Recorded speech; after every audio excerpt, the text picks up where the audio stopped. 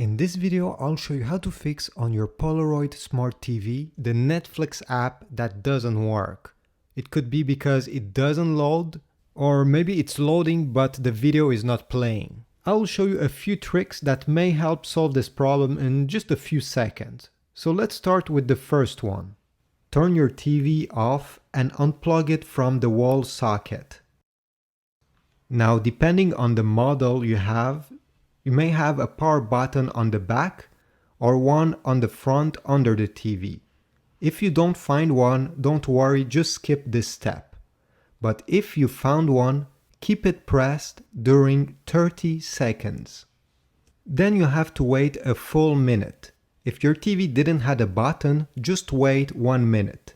And then you can safely replug your TV into the wall socket. This is a soft reset, so nothing will be deleted for your TV and the YouTube app will hopefully work.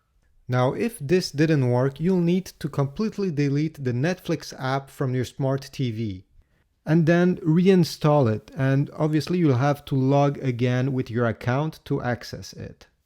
Now, if it's still not working, I have 3 other solutions. First, to factory reset your TV. There are many tutorials online. I even have some on my channel.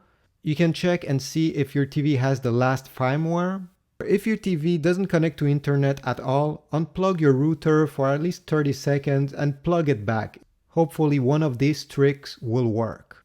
Now, if this didn't work and Netflix is still opening, but you're not able to play the videos, what you have to do is to go in these settings on the left side just by pressing on the left arrow on your remote control.